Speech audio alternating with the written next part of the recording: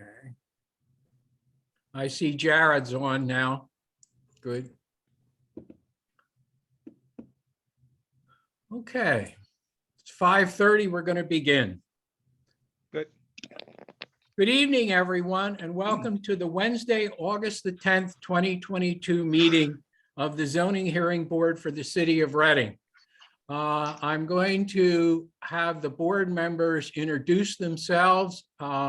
Jared? Jared Bartz, member of the board. Jeff?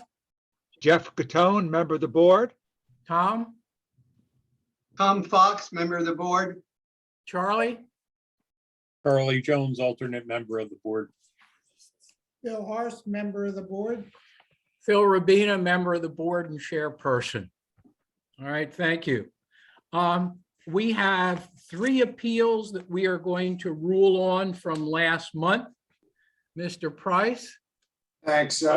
Appeal number 2022-26, it's 333 Pine Street. Is there a motion to deny the relief requested?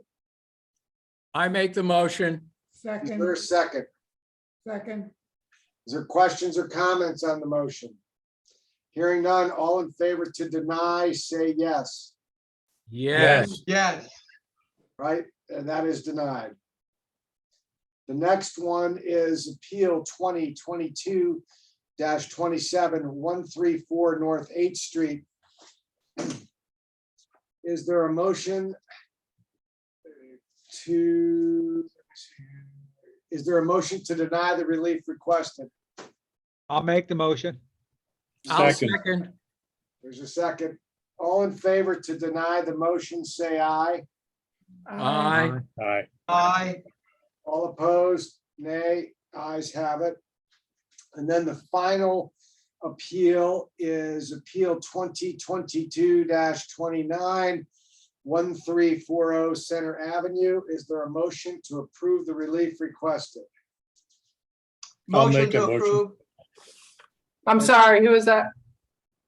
Charlie said to Tom approve, Fox, and Tom, did you second? I did. Yep. Okay. Okay, there's a motion and a second. All in favor to approve the relief requested, say aye. Aye. Aye, All opposed, ayes have it. Okay, Mr. Chairman, we're back to the hearings for this evening. All right, thank you. I forgot to introduce 2 people. Mr. Price, who is our solicitor, Good evening. and Mr. Neff, who is our new zoning officer. So, Mr. evening. Neff, hi. Yep, fine. Okay. All right, we have 4 hearings this evening. The first 2 were continued from July. So the first appeal is 2022-28. It is 108 Oley Street, continued from July. Would you swear in our zoning officer, please? Will you please raise your right hand?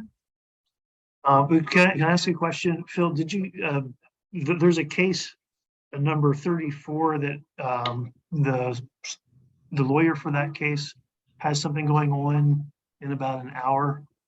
He has a commitment at another township. I had sent a request just as far as putting a highlight on that. I don't know if you wanted to take these out of order. I'll leave that up to the board, but I just wanted to make sure that you knew that someone had a scheduling conflict. Okay. I think I we don't see probably any- could, go ahead. I think probably we could dispense with 108 because we only have one thing to talk about. Yeah, And that suggests that we jump down to Penn Street and then go back to the other. well, Just a all right, suggestion. let's take the next appeal, which is 2022-30, which is 1324 Allegheny Avenue. That is also continued from July. Do you want to swear in our zoning officer, please? Please raise your right hand. Do you swear this testimony about to give will be the truth, the whole truth, and nothing but the truth? I do. Thank you. Okay, and I believe, Mr. Grand, you are acting as interpreter for that, is that correct? Yes, I believe this is one they scheduled me for. Yes, Okay. And has notice for this appeal been given or posted? yes. Okay, thank you. These are Mr. Chairman, these are continuations. So all that posting and all those exhibits were put in last month. Okay. Does the applicant have an attorney representing him? The interpreter will interpret that. La solicitante, ¿tiene usted un abogado? No. Okay, All right, and to the interpreter, will you please raise your right hand? Do you swear to interpret truthfully and accurately to the best of your ability tonight? Yes, I do. Thomas Gran, Gran, certified legal interpreter. okay. Would you please ask the applicant why he feels he needs to ask for variances to construct the pergola and the concrete parking areas at his property? We'll swear him in first. Please raise your right hand. Señor, a favor de alzar su mano derecha. Do you swear the testimony you will give tonight will be truthful and accurate? Usted jura que el testimonio que va a presentar hoy será la verdad y con exactitud? Sí. Yes, Thank you. gracias. Se puede bajar la mano. All right. Do you remember my question, Tom? Yes. Okay, Entonces, el señor está preguntando por qué usted necesita unas variantes dimensionales y para construir un pergola y un parque de concreto. ¿Cuál es la necesidad? La pergola es para yo sentarme, para los papás míos sentarse de afuera, mirar el jardín y cosas y coger aire. So the pergola is for me to sit, to me spend time with my parents. We can be together, we can enjoy the fresh air, look at the gardens from there. okay. Is there any reason that he feels he could not construct those things in accordance with the parameters that are set forth in the zoning code? Hay una razón que usted no puede construir lo que usted desea, pero dentro de los límites de las reglas por una construcción de ese tipo. Perdón. How was that again? Is there any reason that he could not build what he wants to do in accordance with the zoning code? ¿Hay alguna razón por la cual que usted no puede construir lo que desea construir, pero siguiendo las reglas de urbanización? Okay. Usted puede hacer el proyecto y cumplir con las órdenes de urbanización. Okay. Sí, okay was his answer. All right. There are Question, go ahead. A There are question, some recommendations from the zoning office with respect to this application in the review letter. Entonces, esas son las recomendaciones de la Oficina de Urbanización. So, does the applicant have any more testimony that he wants to put in? Señor, ¿usted quiere presentar otro testimonio? No, lo que le quiero decir es que el parqueo está hecho hace años antes de yo comprar la casa, que nada más la pergola que yo voy a poner, que compré en San, que eso no, eso es lo que nada más necesito, es sencillo. So, no, the only thing I do want to say is the parking has been there since I bought the building, and that's not anything new. The pergola is just something I wanted to build, and I didn't think it was such a big thing. okay. Mr. Neff, how close is he to meeting any of the requirements? I'm going to let Emily speak to that effect since she handled this case. Okay, thank you, Emily. No problem. So what was your question? And Emily, Emily should be sorry. Yeah, we sworn. got to swear her in. do you swear the testimony you're about to give will be the truth, the whole truth, and nothing but the truth? I do.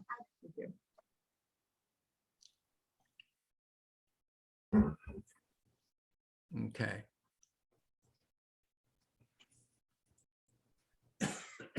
Okay, so what was the question? The question is, in any of the things that he wants to do or has done, how close is he to meeting any of the requirements? 1 second, let me pull it up. So, la pregunta que ella va a contestar es cuán cerca está el solicitante a cumplir con las reglas de urbanización y la señora va a contestar.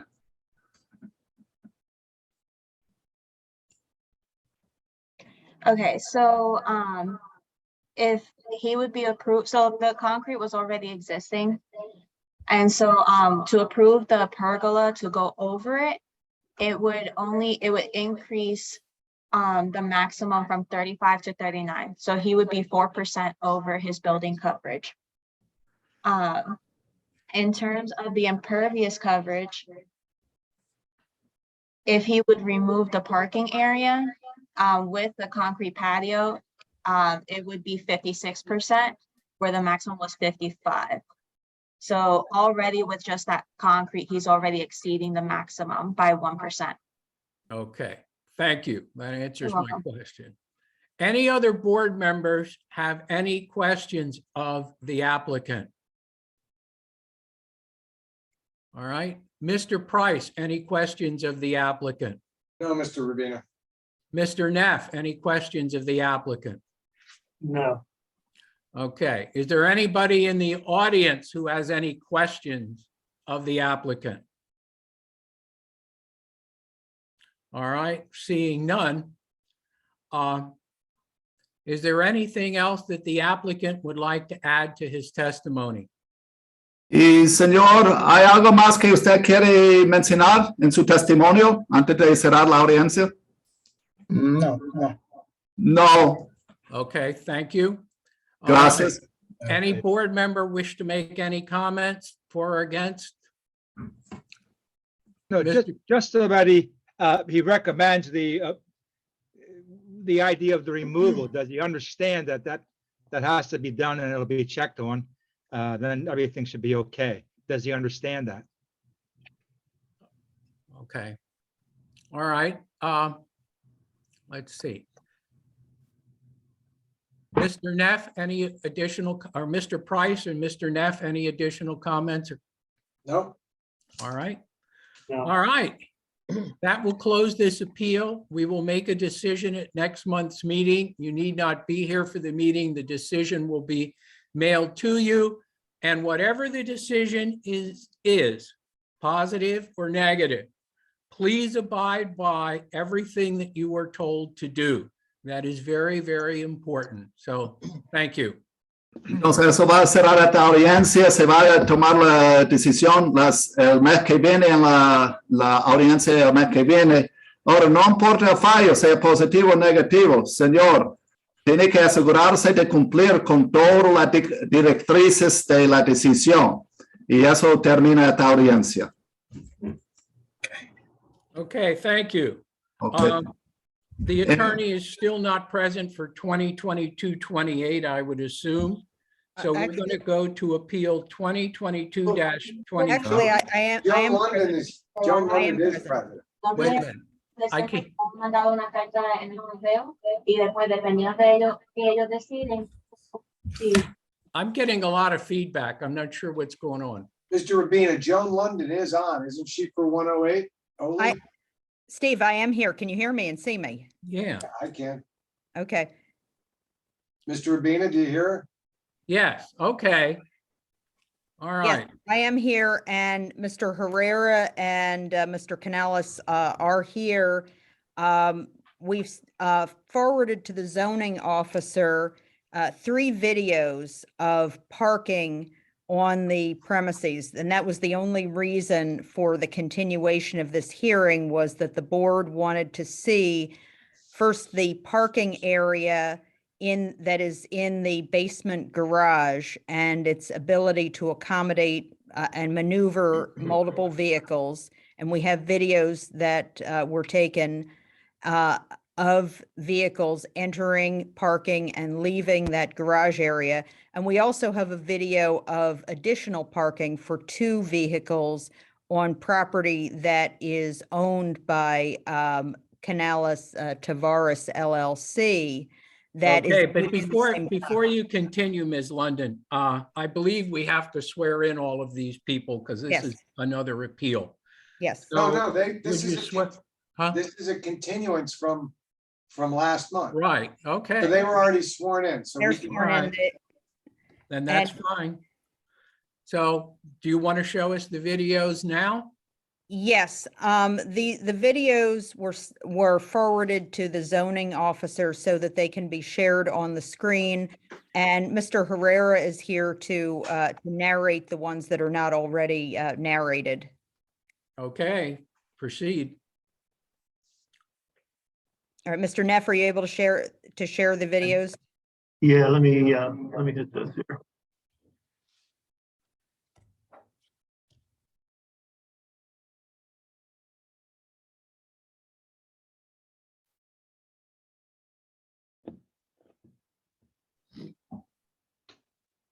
That is the video showing a vehicle entering that garage area.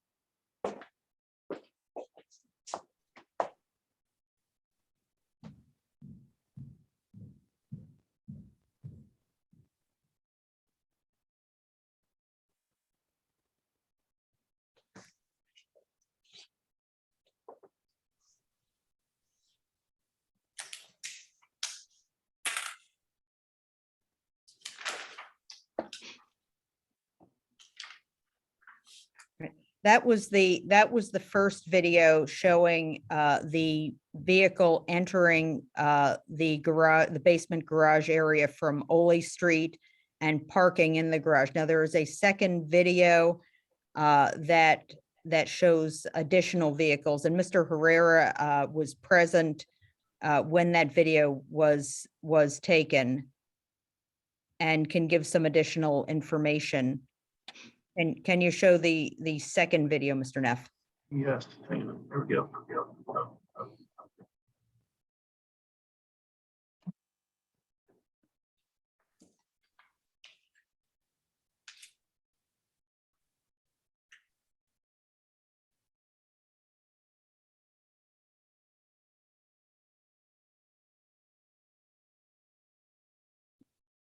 Okay, Mr. Herrera, can you tell us what this shows? Yeah, we are showing that, I mean, of course, it's the same vehicle, but it's showing how it is accessing the basement. It is gonna show how it's entering, how it's gonna, the gentleman is accommodating the vehicle on that particular parking space. By the way, that column that you are seeing in there has 2 X marked on it. And that is to show that we are planning to remove 2 columns to enhance the maneuver, how the drivers can maneuver and be able to accommodate the cars into the dedicated spaces. Okay. So now the car is backing up and he's gonna show how it is gonna exit the basement. how many spaces does this underground garage supposedly have? We have 6 spaces, but we have spaces that is gonna be left between the spaces so the cars can maneuver, and that is indicated on the proposed plans that you already have. Okay, and is that showing the aisle where maneuver can take place? Yes, All right. and that's what and I'm sorry for interrupting you. Yeah, And that's what I and- was indicating, that some columns will be removed to enhance the maneuver, how And is the the- drivers can maneuver. And is the removal of those columns going to be performed as part of the renovation of the building under the supervision of engineer in accordance with engineered plans? Of course, there will be calculations of loads to know what is going to be the size of that beam, because we're taking columns and we're going to put a a supporting beam. So yes, I mean, everything will be done with the two permits that will be required.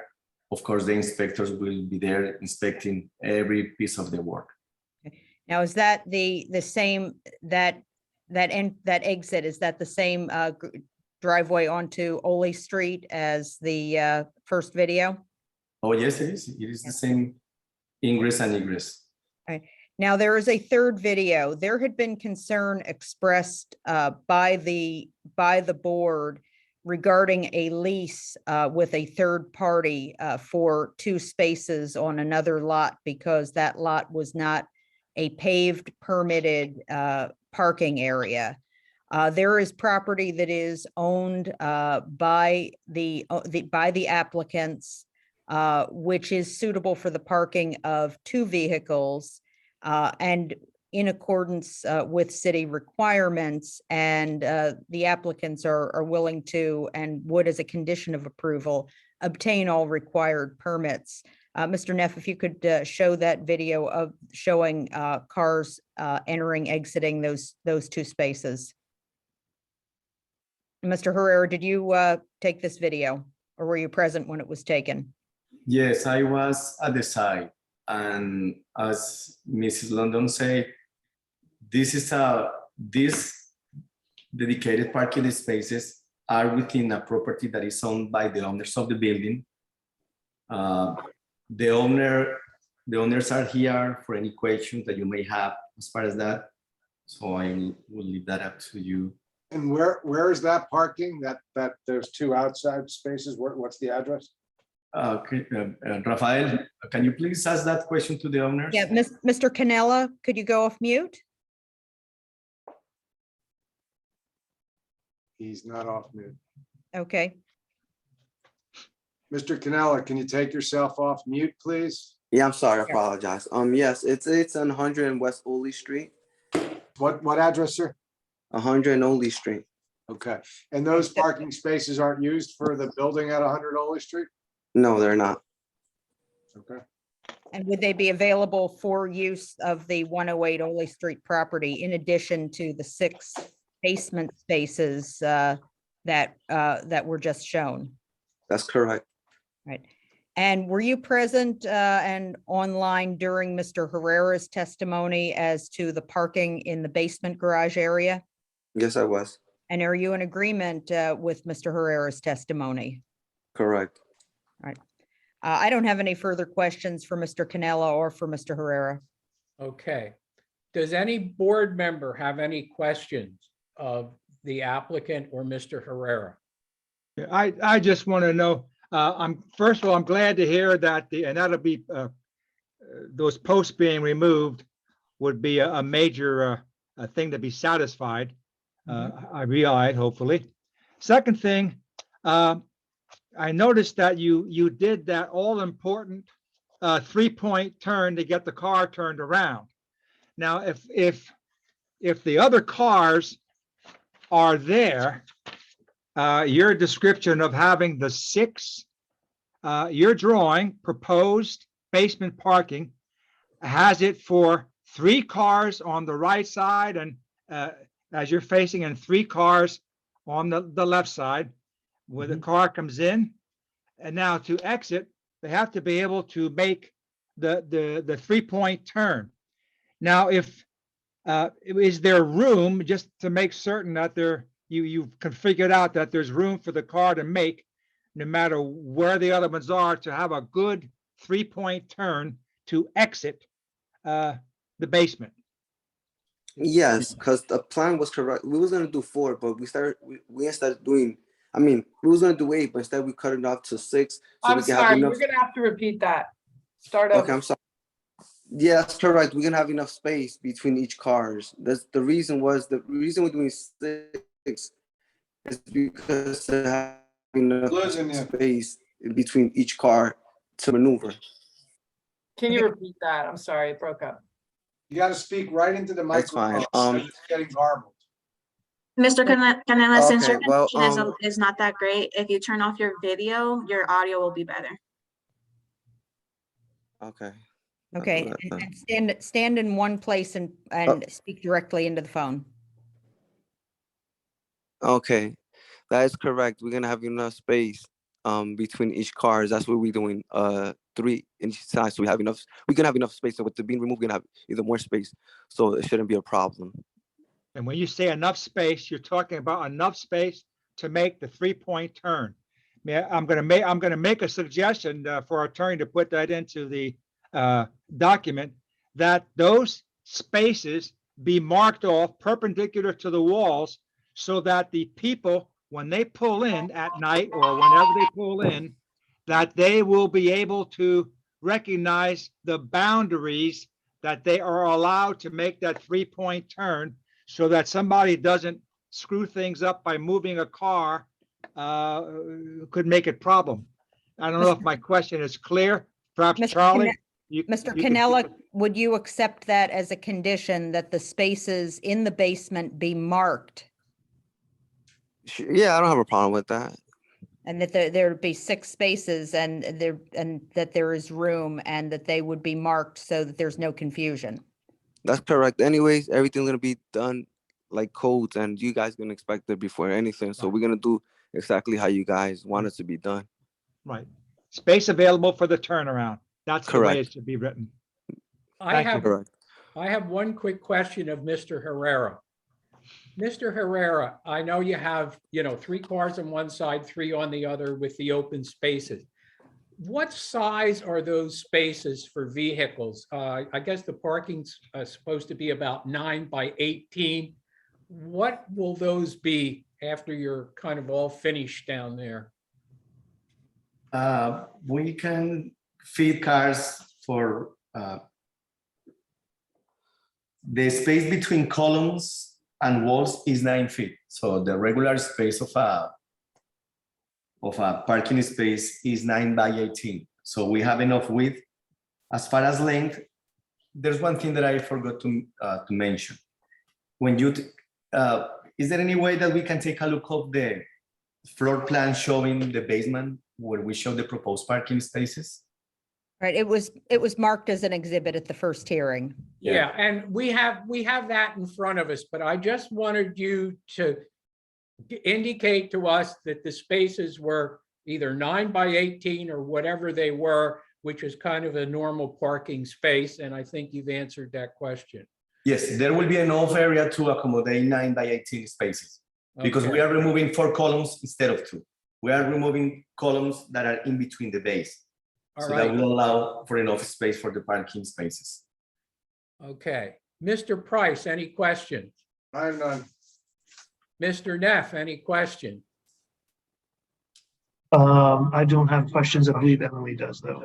Okay, Emily, questions? Go ahead, please. I actually don't have a question. It's more of a comment regarding the off-site parking. So I don't know if I Okay. need to be sworn in. Were you sworn in last month? Yes. Yes, she was. She Did you was testify? our officer. Okay. Those 2 parking spaces that are proposed on 100 West Oli, that parking area was done without permits. It is currently under enforcement. They just submitted a permit. So it's still under zoning review, and it will also need to go under public works review to approve the parking area and a curb cut that was done without permits. Mr. Canella, will you accept as a condition of approval, should the board decide to grant it, that the off-site parking area will get all necessary city approvals? Yeah, that's correct. All right. Okay, so that parking, it cannot be used as parking until those permits are obtained. Thank you. All right. Is there anybody in the Chairman? audience that has any No. questions of the? Mr. Rabina, What? Tom Fox, I do have a question. Oh, okay. I didn't realize that. Go ahead. Yeah, well, I was waiting. My question is, just clarifying, it is 100 West Oli Street where you have the additional spaces, is that correct? Yes, that's correct. And would I be able to see those 2 spaces if I'm traveling north on Front Street toward Oli and look to my left? Yes. And did I hear, or will there be a lease incorporated into this arrangement? Those spaces are for the tenants? Correct. That's for the tenants. I wouldn't need a lease since I own the property. Oh, you own 100 West Dolly. Yes. All right, no other questions. Right. One other question for Mr. Canella. Is 100 West Ole within 300 feet of 108 West Ole, of 108 West Ole? Yes. Yes. I don't know if you heard me. I say yes. Okay, thank you. Okay. So you said Anybody- there was a curb cut done on the street, right? Yes, Without there is the- the curb cut done on Front Street. So that took away a space. Yes. Yeah, okay, that's, Yeah, that's why we have the question of whether that is made legal or not. And that's why Public Works reviews it. They would be the ones to have basically the final say on whether or not they would approve that curb cut. Okay. All right. Anybody in the audience have any questions of this applicant? All right, seeing none. Any last statements from the board, from Mr. Price, from the zoning office? I have none. Okay. Ms. London, anything? Would simply request the board's consideration, understanding that the conditions will include providing sufficient parking with all required permits obtained and any enforcement resolved. Okay, thank you. All right, that closes this appeal. Decision will be made at next month's meeting. You need not be present. The decision will be mailed to you. And whether the decision is positive or negative, please make sure that you follow exactly what we tell you to do. Thank you very much. Thank you so Thank much, you. everybody. Have a good Thank night. you. Okay. Sandy, are you okay? I'm fine, thank you. All right. The next appeal is 2022-23. It is 242 Warren Street bypass. Mr. Rabin, I thought that you wanted to take 2022-34 because Mr. Cuck has another appearance that he has to make. Yeah, I apologize for that. Never mind. I'll tell you what I did later. All right. Appeal 2022-34, which is 601 Penn Street. It's Peter D. Abrumont / Heights Advisors on behalf of Dream Ventures PA 2 LLC is requesting several interpretations, special exceptions and/or variances of and from section 600-807A, B, 4E, and C. Section 600-902, section 600-1101, and 600-1102, section 600-1202, section 600-607, section 600-1602, 600-1603, and 1600-1604 to allow a mixed use of approximately 228 residential units split between hotel, dormitories, and apartments, and/or educational or institutional uses with commercial uses of retail, offices, and restaurant and other similar uses. The property is located in the CC zoning district. Berks County Bank / Sovereign Bank is the record owner. Okay, would you, Mr. Price, would you swear in? You want to swear in either Yeah. Mr. Neff or Emily? Yeah, all right. Mr. Neff, would you swear in Mr. Neff, please? Sure. Will you please raise your right hand? You swear the testimony you're about to give will be the truth, the whole truth, and nothing but the truth? I do. Has notice for this appeal been given? Yes, it is. Okay, Mr. Price. Thanks. I'll put some exhibits into the record. Exhibit number 1 is the notice. Exhibit number 2 is proof of publication of the notice. Exhibit number 3 is proof of posting of the notice. Exhibit number 4 is the application, including all of its attachments. Exhibit number 5 is the zoning ordinance of the city of Reading as amended. Okay, thank you. Now, Mr. Cook, before we'll have you enter your appearance, and then anybody you're going to have testify, we'll swear them in so that we can keep that moving. So do you want to enter your appearance?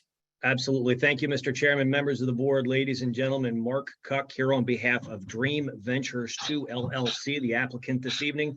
Our offices are located at 217 North 6th Street, Reading, PA 19601. Okay. The people that you're going to have testify, do you want to identify those and we'll have them sworn in? I will. Thank you, Mr. Chairman. So I will propose two witnesses for you this evening, Peter D'Aubermont and Plato Marenkos Jr. and/or another member of his office. So perhaps all three of those, two or three of those people could be sworn simultaneously. Okay. Would you swear them in, please, Sandra? Sure. All right, we all please raise your right hand. Let me just get on here. Do you swear the testimony about to give will be the truth, the whole truth, and nothing but the truth? Yes. Thank you. You need to unmute too. I'm sorry, I do. I apologize. Thank you, Sandy. You're welcome. All right. Now, before you begin, Mr. Cuck, and I don't want to preclude anything you're going to do. It's fair.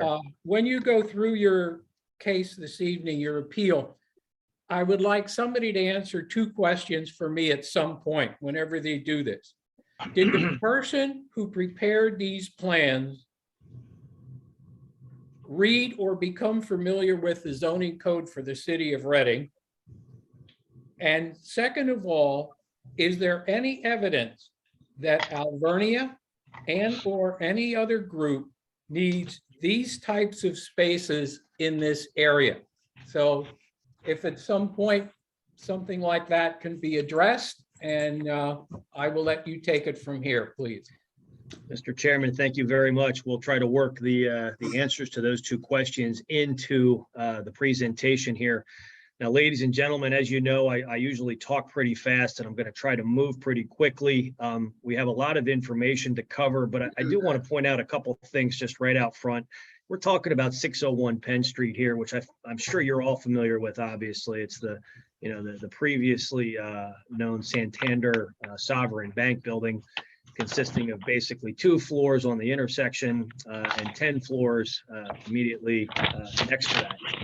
So we have testimony this evening from Mr. Peter D'Aubermont, who is a representative of the developer, and we'll kind of go through what it is we're respectfully asking for you to consider. This is a unique property, as I'm sure you're aware. It has some very unique challenges. First and foremost is that the floors 3 through 10 are existing office space, which in our belief, in our opinion, and I believe that of others, is simply never going to come back and be utilized or even viable again at this particular location. So with that being said, we have proposed a mixed use.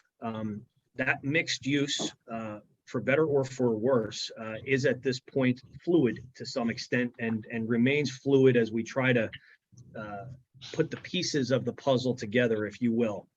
I respectfully apologize that the application is somewhat broad, but by the nature of what we're trying to do here, that was one of the issues that we had to deal with. So with that being said, I'm going to go ahead and we have Mr. Peter D'Aubermont sworn, and I'll ask him to state his name and his business address for the record, please. If you could, please, Peter.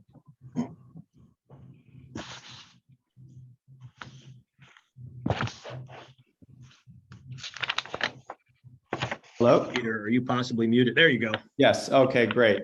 Sorry about that, Mark. So the question No again? problem. Just if you could state your name and your address for the record, your business Yes, address. Peter D'Aubermont, 8 Patterson Place, Newtown Square, Pennsylvania. I'm sorry, start over again. It broke up. So Peter D'Aubermont, 8 Patterson Place, Newtown Square, Pennsylvania, 19073. Sandy, do you need him to spell that? I've got it on the screen. Thank you. Thank you. All right, so we're going to refer to you as Peter, just to make it easier for Sandy. If you have no objection, Peter. So you are employed by, if you could tell us, obviously, the entity that is the potential developer here, which is Dream Ventures 2 LLC, is that right? That is correct. And now, is that a single purpose entity of sorts that's designed for this project and part of a bigger Yes. entity? And what's the larger entity there? Heights Advisors. And has Heights Advisors performed various projects kind of on the East Coast? Yes, so we currently have over 2 million square feet in development, both actively managing construction and overseeing. Peter, you are currently wrapping up a project in the city of Philadelphia called the Public Ledger Building, am I right? That is correct, yes. If you could just explain for the board, please, very briefly, what that entails. So what we just ultimately finished is we did an adaptive reuse of a old office building here that was vacant for many years, and we just, we converted 300,000 square feet into 228 residential apartments. And it's overlooking Independence Hall, and we've revitalized and activated the area. And it was a challenging project over 2 years, but now completed. And so obviously, it is something we'd like the board to know that we have tackled projects such as this in the past, and we believe we are very successful in pulling them off. Is that fair? That is correct. The experience that you have developed and that the entity has developed gives you somewhat of a unique perspective on what is appropriate for a site and what is viable for a site. Is that a fair question? Yes. So how did you become aware of the 601 Penn Street property? So we became aware through Alvernia that 601 Penn was available, and initially we were going to use it to house foreign students, but we noticed it's an old office building that was vacant due to COVID, and realized it was ripe for development. So based on that, have you guys basically put that property under agreement of sale, correct? Yes. And I believe you've submitted that to the zoning officer to submit and to establish your standing on this project, correct? We have.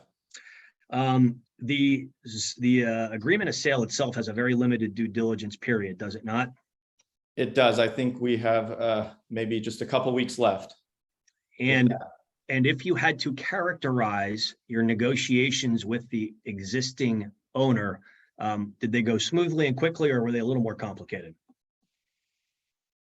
Say that one more time. If you had to characterize your negotiations with the existing owner on the agreement, did it take some time to work through it, and was it a little bit complicated? Oh, it was complicated. Yes, it's been very complex, to say the least. And that being said, you obviously are attempting to move with all due speed in seeking approvals for this project, and in fact, identifying the actual mixed uses that will occur here. Is that right? That is correct. Yes. So moving on, we are in the current commercial core district, I believe. Is that right? Yes. And we've already identified, and Mr. Neff has on the screen essentially the architectural renderings of this property. We're located at 601 Penn Street, and the approximate square footage is about 23,600 square feet. Correct. And that's distributed through approximately 10 floors. Am I right? Yes. Now, with all due respect to the board, are you requesting some flexibility in your ability to analyze and develop this property? Yes. We've taken a look at, in fact, the zoning officer's analysis of the situation, and we have identified the fact that the previous use of this property consisted of, I think, a mix of retail, financial bank office, and professional office. Is that your understanding? Yes. And currently, is this property vacant to your knowledge, except for the Santander Bank branch that is in there? Yes, it's vacant, except for Santander. Now, I mentioned a little bit in my opening that the fact that this is primarily an office building, do you believe that office is a viable use at this location, or that office use will return to viable nature in this location? it's not viable for office. Office is not coming back to this market, no in Reading. So as you took a look at the zoning ordinance and the permitted uses, and with some input from the zoning officer, we recognized that potentially out of the proposed uses that we've indicated, that a hotel use might be the best fit for us at this point. Is that fair? That is correct, yes. And in that analysis, do we have an operator yet? No, we're in conversations with a couple different operators, but we haven't received a term sheet yet. So when you start out with the commercial core district in subsection A and the dimensional requirements, to the extent that you are required to comply with any of those dimensional requirements, are you asking for a variance to allow the building to remain essentially as it is from a footprint standpoint? Yes, we actually do have a term sheet from IHG, Mark.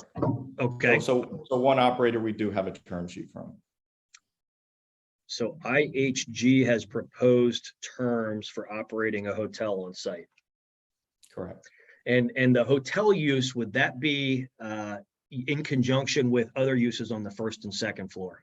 Yes, we'd have retail and commercial on the first floor, yes. And so, Mr. Neff, if you could move us to the next page, I think it's the first. Actually, I think Plato has the control. Oh, Plato has the control. Gotcha. So Plato, Mr. Cook, let me just add, you said 23,000, you mean 230,000, don't you? Square feet? oh, I'm sorry, I believe that's per floor. Oh, okay. Yeah, 23,000 That's per on a floor. typical floor plate, correct. All right. Thanks, Plato. So very briefly, Peter, I guess if we want to start in the basement or the first floor, whichever preference you have. Sure, let's start with the basement. Let's start with the basement, please. And so could you just basically walk us through what's in the basement on this drawing? Sure, so we have our storage area, package room, we have our gym, fire command center, breakout rooms for conference tables and IT as well.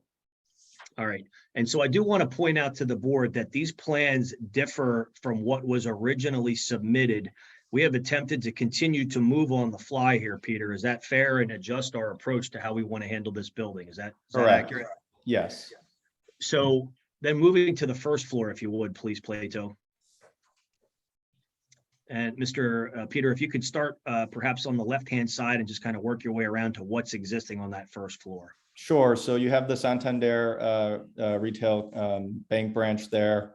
As you enter, coming up on Penn Street, you have the opening to the building, right, the entrance. Currently, you have security. This would all become part of the hotel lobby, right, if you will. Then you have as you progress to the right, you have the elevator bank, three working elevators and a freight elevator as well. And then I really want to point out, Peter, as you start to work down to the bottom right-hand corner of the first floor there, we've got some loading docks proposed, and we might as well just touch on those right now, if you would, please. Sure. So the loading docks are there for, with just to speak of with the Ledger building here that we did this 300,000 square foot gut demolition. And in order to, develop any project, you need to be able to take containers in and out. The loading dock is not only viable for the development of the project, but it's also vital for the hotel getting, with laundry, linens. It's important also for Alvernia with the restaurant space in order to get product in and out of the restaurant through the freight elevator. So it becomes vital to this project. Now, I just want to point out, we're going to get to the second floor here in a minute, obviously, but the restaurant space is what was previously known, I think, as the outside in. Is that right? Correct. Is that your understanding? So that we'll get to that in a minute, but currently is it proposed that Alvernia is going to operate that restaurant space? That is correct. We have a partnership with them, and we're giving the space to Alvernia to also include that as a restaurant incubator for their program. And so I do want to point out, as we've discussed previously, that the hotel use is a permitted use in the CC district, right? That's your understanding? Yes. Now, we've talked about the fact that we're going to try to, well, I think Santander has insisted that they keep the bank branch. Is that right? That is correct. As far as the rest of that first floor, currently, do you have a tenant for the area that will not be utilized by the hotel? Not yet, no. And so that could be a mix of retail space or office space or any other permitted use for that matter. Is that right? Absolutely. And that's one of the reasons we've asked for the various forms of relief, just trying to keep this building fluid in terms of being able to make it viable again. Is that right? Yes. As you take a look through the rest of the CC section, and we'll come back to some of it, but when you get down to the additional requirements in the CC district, and this is for the permitted use of the hotel, there's also a couple other items in there. One is the retail uses shall not extend into the public right of way. You don't have any intention to extend a public use or retail use into the public right of way, do you? No.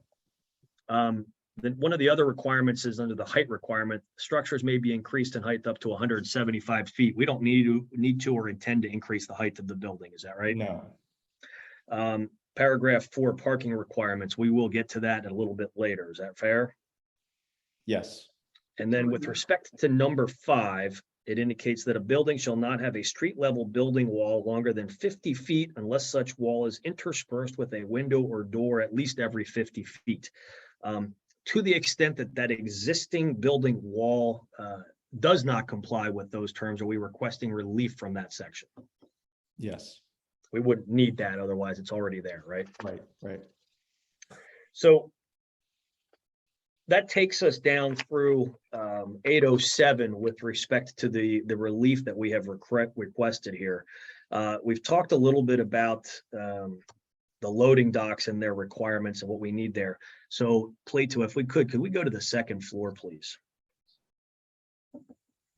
All right, Peter, could you kind of walk us through what we're starting with on the left-hand side over there?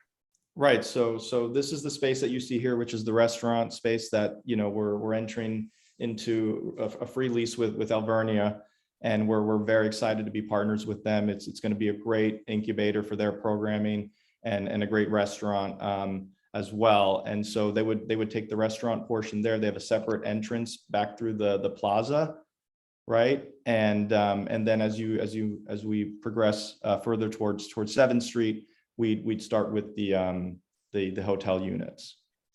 And then if you would, this is a bit of a change from what the zoning administrator and the administration saw a couple weeks ago. Is that right? Correct. And so to walk them through this would be the second floor. And so this would not be a typical floor like 3 through 10, but this would be essentially units on the second floor at this point.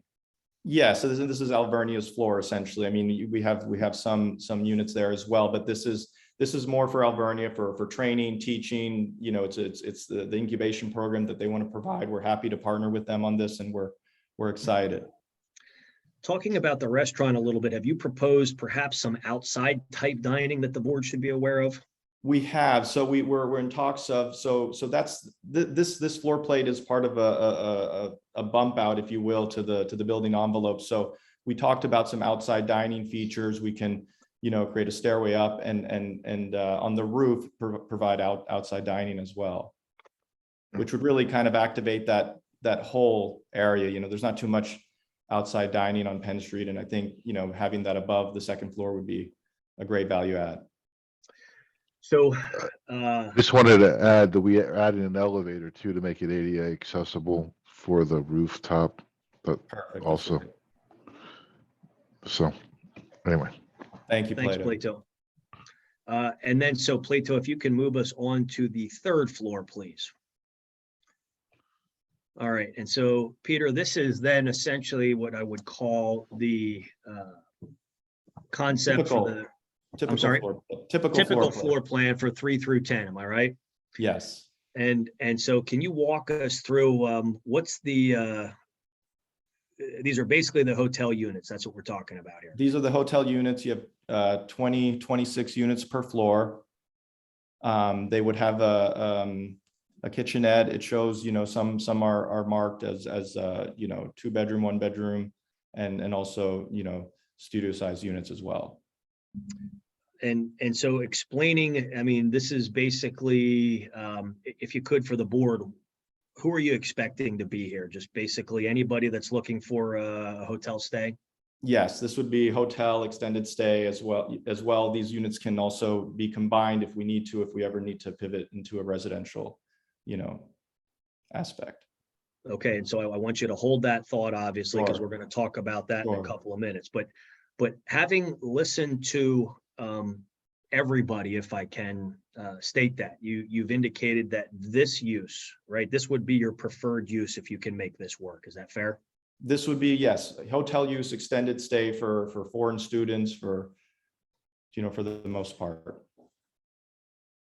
All right, so that floor plan essentially, is that pretty much the typical floor plan moving through floors 3 through 10? That is correct, yes. All right. Section 902, I just want to point out that we have requested relief from section 902 with respect to if there's a need for more than one use in any way, shape, or form. Section 902 kind of limits the number of uses. Your understanding is 902, that variance request is so that we can have more than one use if it's determined that's applicable, right? Yes. So we've also then requested relief with respect to parking and loading. So when you take a look at the situation and what you're proposing here, did you reach out to the Reading Parking Authority? Yes. And would you be able to clarify or basically comment on what the discussions were with the parking authority? Right. So at the given time, there's I believe close to 280 spaces that would be more than sufficient to accommodate in the neighboring garages. So that discussion was that those spaces would be available in the neighborhood garages. Is that right? That is correct. However, at this point in time, you do not have an accurate parking calculation or a specific number of parking spaces that you would be seeking. Is that right? That is correct. And so I understand that this is something that the board is going to be interested in, but we are respectfully requesting a variance from the actual parking calculation under section 1603-822. Is that right? Yes. So let me just click. You're asking the board to grant a variance and require 0 off-street parking for all these uses? At this point in time, that is correct, Mr. Price. Okay. Peter, would you be able to clarify that at all?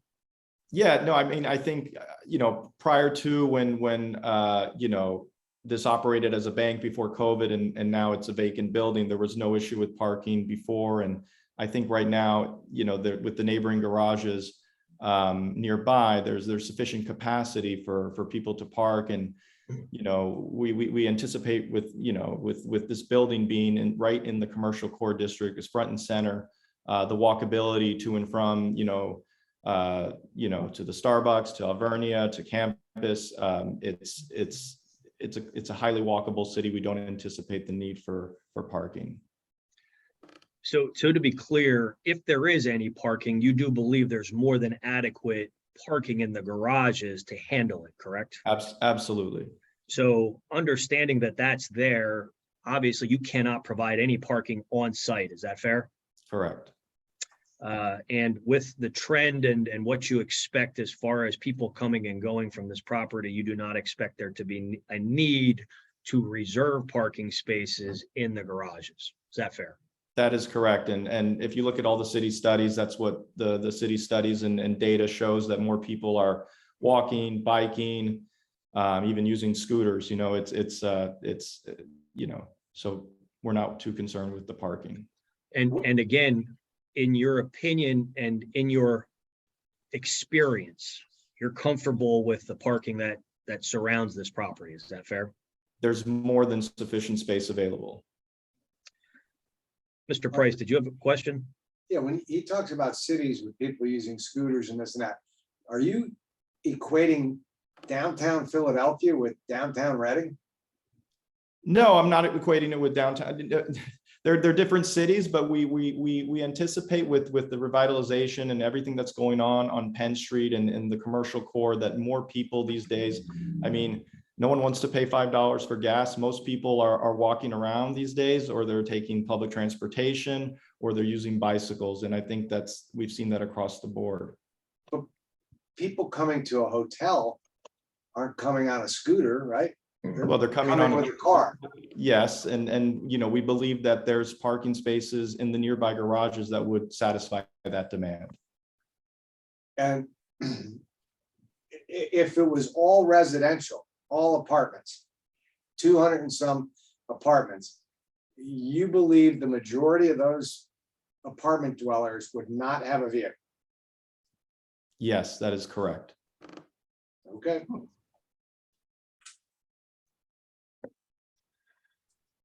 All right, so Peter, then as we take a look at the balance of the parking requirements under 1603, we've also asked for, specifically, we'd like to focus on section F and subsection I, which we think also would be necessary for a reduction in parking.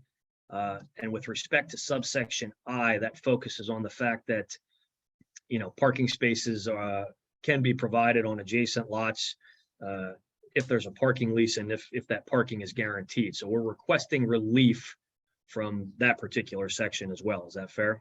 Yes.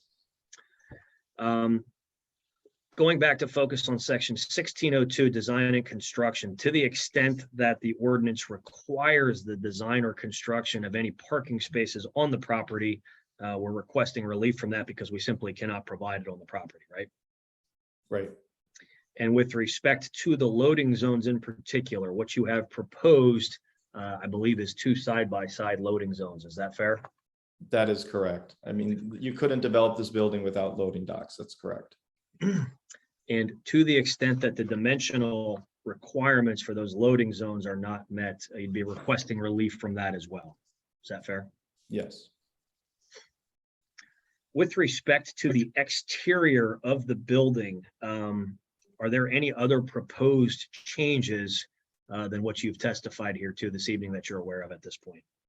No other proposed changes.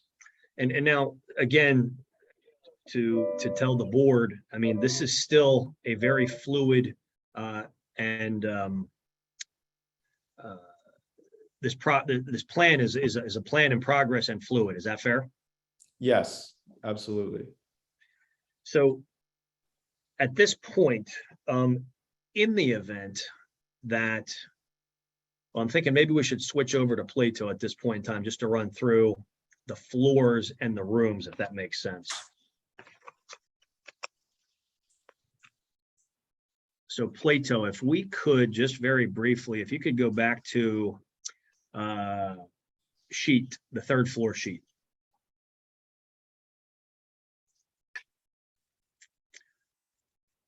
All right, so Plato, when you take a look at the 3rd floor, with respect to the hotel use, are there any square footage requirements? Let me back up and say, have you complied with square footage requirements for the hotel units?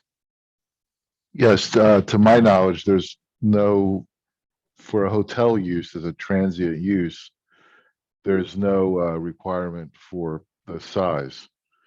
I think the letter was reviewed as an apartment, but we were proposing hotel. And Plato, let me back up a step. I apologize. You've been sworn, but let's introduce you. So would you state your full name and business address for the record, please? Yeah, Plato Marinakis of Plato Studio. I'm at 107 South 2nd Street, Philadelphia, PA, 4th floor, 19106. Thank you. And so the plans that we're looking at, were these either prepared by you or at your direction? Yes. All right. So obviously we took a lot of,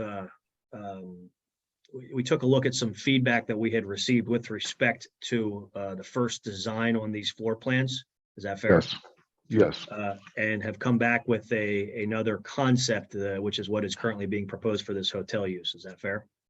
That is fair, yes. All right, and as you have designed this, your understanding is we have perhaps an operator that is interested and willing to proceed with this as a hotel. Yes, we, to their design standards, for the hotel. Typically for a hotel, they have a, pretty strict designs because of all the hotels they do all over the world. They want to make sure that it matches their design standards. So there was a comment from the chairman as we started this proceeding with respect to a review of the codes with respect to the square footages of these units. Could you address that question? Yes, we looked at this from the International Building Code. And the International Building Code doesn't have requirements for the size of units for hotel units. They do have requirements for apartment units, and we looked at that also, and that's what we did. So the concept here is that we're continuing to try to stay fluid and find the appropriate mixed use for this building. Is that fair? That's correct. And then, so this is probably a good segue that in the event, before we do that, I wanted to go back and touch on the loading docks just a little bit if we could. Could you Yes. explain the loading docks for the board just a little bit more? Your opinion is those are absolutely necessary for this building? Yeah, for a functioning building like this, when you have tenants moving in and loading for the restaurant, you need to have loading docks that can be accessible, easy for the raw materials in and out. Also, it's important for safety because you don't want to offload trucks on the sidewalk, and you want to be able to close the door if it rains and then load your material, open the door, get the truck out of there. It's really important for a good and safe operation of the building. Loading off a sidewalk or off a street blocks traffic. It creates a number of headaches. So I think by having these loading docks where the truck can be in the loading dock, shut the door, do their loading, open the door, truck comes out, is a much safer, much operationally better for the building and for the public at large. And you've seen some comments, I think, that there are, there's pedestrian traffic on this particular section of Penn Street. Are you comfortable that these loading docks will be safe and that they will really not have an impact on the pedestrian traffic? Yes, because you have to put, lights on there to also for people that are hearing impaired, people with disabilities. You have to have sensors and stuff so that people are alerted to this. But loading, unfortunately, is a part of city life. You have to load the buildings. You have to get supplies in. You have to get trash out. It's a necessary part of our urban experience. So I think that we can definitely make it safe for the pedestrians that use that sidewalk also. Can everybody hear Mr. Marinakos? Yes. Yes. I noticed it's getting a little bit choppy. I just wanted to make sure we were still okay. All right, so Plato, after that, I think the segue is that in the event that we cannot make the hotel viable, right? And so I'm asking the board to think a little bit outside the box here. And we have asked for a significant amount of relief. And I think the one that drew the most attention, especially from the zoning officer right out of the gate, was the concept of the adaptive reuse. And so what we're respectfully asking is for you to consider the hotel use as the primary focus of the use that we're proposing here, but also keeping open an opportunity or an option to shift gears and use some or all of the building for the adaptive reuse, which is the special exception that we requested under subsection 807B4E. So I understand that the amount of relief that is being requested is a little bit confusing, and the attempt here is to show you that we're looking to do some things possibly in combination or in the alternative. And in the event that the hotel does not become a viable use, we'd like to continue to have an option to shift gears to the adaptive reuse for the high and low rise or high and mid rise apartments. So Plato, have you prepared a revised sheet that we could share with the board? Yes, I have. And so in this concept, Plato, would floors 1 and 2 continue to stay approximately the same? Approximately, the one option would be to move the restaurant to the first floor and activate the street level and add more units on the second floor. And then, but this would be the approximation of would be the design for the apartment units. And these would be representing combining the hotel units, so we would lose 6 units from 26 to 20 to get closer to the minimum standards. And so in your analysis of the zoning code for the city, you recognize that the proposed units, let me back up. Did you design these units to match up with the International Building Code? Is that your thought process on this? Yes. And do you recognize and do we acknowledge that those square footages are smaller than what the city has in its zoning ordinance? Yes, I do. However, do you believe, in your professional opinion, that these are fairly sized units in the event that we would have to move to the adaptive reuse of apartments? Yes. So this particular design does not match up with what was originally submitted for review. Is that right? That is correct. So how many units and what's the variation from the city code, Mark? Absolutely. If you could answer that, Plato. The city code provides for a studio of 400, a 1-bedroom of 550, and a 2-bedroom of 700. Because we're constrained with the geometry of the building that we have, the units become so large that it doesn't provide the right mix that we're looking for. So if you could, Plato, if you just roll down, I think you have the unit type and the mix down at the bottom right-hand corner. Is that right? yeah, exactly. So we have 8 studios, we have 6 1-bedrooms, and then 6 2-bedroom apartments Per floor. per floor. Yeah, I'm And sorry. this would only be for the 3 through 10 floor, right, Plato? Yes. Floors 3 through 10. So if you could, I'm sorry. Go ahead. Yeah, I'm sorry. Yeah. No, I was just going to say, so if you take a look at the studio, what's the approximate size of the studio unit there? Well, the studio unit in the living room is like 220 square feet. Then you have this little vestibule where the kitchen would be, and then a closet. And then you have like the bathroom, which is 44 square feet. So you're pretty much at almost 300 square feet, approximately.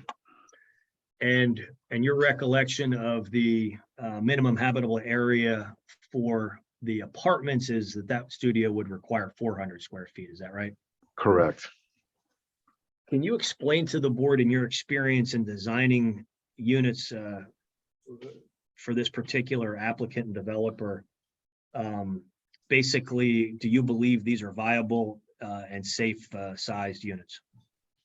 Yes, the geometry, when you look at the Reading standards, it makes sense for like a garden apartment or a building that's thinner and longer, so that you can get the right square footages. Here we have a square, so it's because it was designed as an office and we're adaptive reusing it. to make it into an apartment building.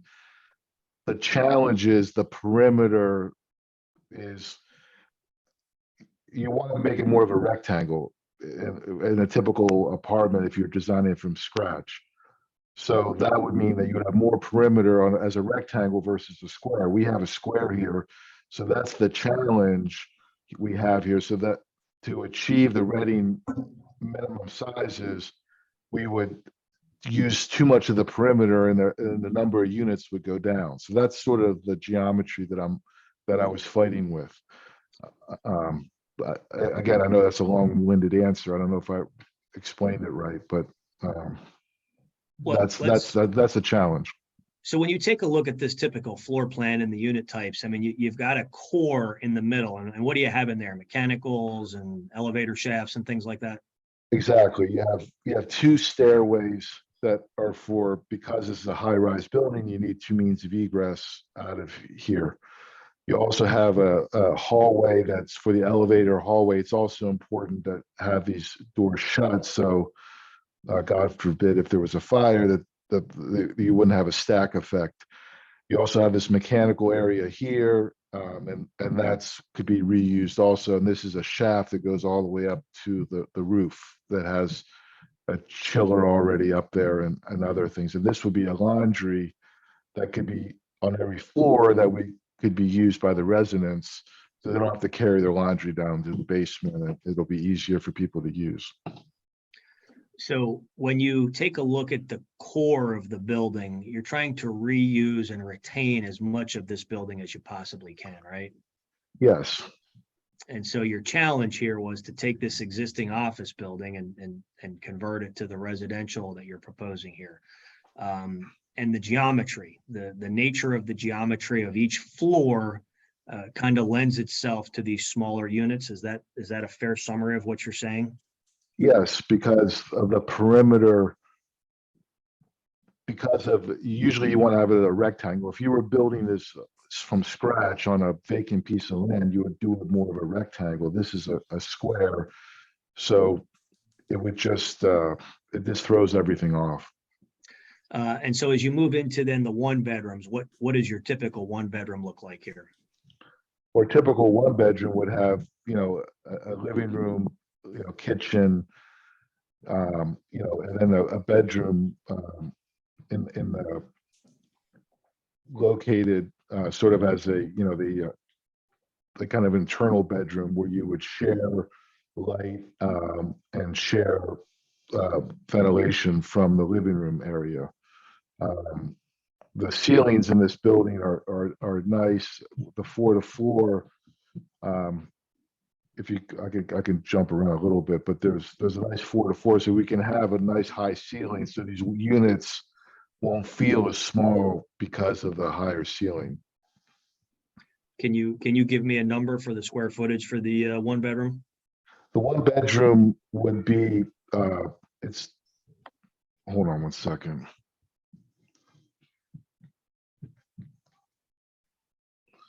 The one bedrooms are closer to 400 square feet, 372 to 400, depending on the size. So you have a living room of 121, the bathrooms are like 50. You have this vestibule kitchen would be another, call it 30, and then you have another 110 with a closet. You're close to the 400. All right. And your understanding of the code for the city is that a one bedroom typically requires 550 square, is that right? That is correct, yes. But again, for a one bedroom, is it your opinion that's a fair and reasonable size bedroom? And is that kind of more of the trend today with those numbers, those square footages? Yeah, it absolutely, we find out of all the units, the smaller, the more compact, the more efficient units, you could rent them for a decent price. People can afford them. They're nice units, and people like it that way versus having a lot of extra room where you really don't need it. It's kind of inefficient, unfortunately. And you found typically it's just wasted space. Is that fair? Absolutely. When you take a look at the two bedroom units, I think you have a couple two bedrooms shown here as well. Correct. And what's the approximate square footage for those as well? Those are closer to 600 square feet. Okay. And I think you're familiar with the city's code that 2 bedrooms would require approximately, would be 700 feet in the ordinance, is that right? That is correct, yes. And so once again, same argument holds true that these are basically what you would currently see in other municipalities and follow the building codes? Correct. I think you're also familiar with the fact that there is a section 600-1101D3 that also talks about the mix of units, requiring essentially that you cannot have any more than 25% of the units as efficiencies or studios. Based on your previous experience and designs, does that requirement, have you found that makes any sense under your design? People love studios. I mean, I find that it was kind of odd that you would have that requirement.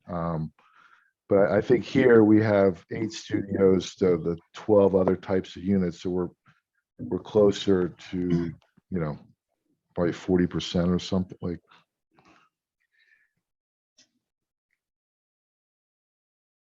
And so when you took a look, I'm sorry, go ahead. Yeah, I'm sorry. It's like 30. Yeah. I apologize. I'm just trying to do the math here. So it's, yeah, we're at closer to 40%, a little over studios. Yeah. So you took some feedback that you heard in the last couple of weeks, basically, and really attempted to fine tune this design and bring it more in line with what you believe is a practical and reasonable approach to the units on these floors. Is that right? Yes, definitely. Do you believe that this design for each of these floors and the mix of units that you've proposed is a good mix and one that is marketable and viable for this building? Yes, to the best of my knowledge. And obviously, we've talked about this a little bit. If the apartments are not rentable and they're not viable, what's going to happen? I mean, this building's not going to work, is it? No.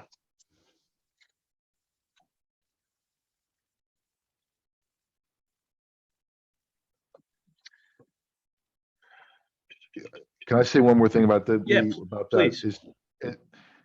These buildings are a lot to operate, and you have to have the right number of units and the right types of units so they're affordable for people, and that we can maintain the building and there could be the project's viable. If you have large, huge units with small number of units, you have to charge so much money that it's unaffordable for most people. And it just doesn't make sense to adaptively reuse them. And so that's a key point. I mean, the goal here is to make a viable use of this existing building. We're not building this from scratch, from the ground up, right? That's correct. And so do these adaptive reuses or these reuses of existing buildings present and create interesting challenges? Absolutely. But we have to, because, we have to use these buildings because the energy and all the costs and it's a kind of a green way to look at it, to reuse these buildings, because to demolish it and grind it up, it just doesn't really make any sense. And so I would think that it's good to reuse them, and you have to have some flexibility to do this. Okay. With respect to this particular design that you're showing the board right now, do we have kitchens in all of those units? Yes, we do. All right, I'd like to shift back to Peter. Is there anything else you'd like to add on this particular concept? No, I think you've done a nice job. Thank you. Thank you. Peter, are you there? Yes. Obviously, we're we're gonna have this all connected to public sewer and water, right? Yes. All of the coverages, all of the dimensions, like the yards, everything is pretty much gonna stay the same with the exception of those loading docks. Is that fair? That is correct. Is there anything else you would like to add with respect to the alternative relief we're asking the board to consider here? No, I just want to mention, our Heights has an incredible track record with adaptive reuse projects. I mean, we did the West Philadelphia High School. We have 600 units there that we converted, and we did the same thing with the Public Ledger building as well. So we understand these projects. We understand the confines of the building envelope that we have to work in, and we're able to execute on that. Mr. Chairman, did I answer both of your questions?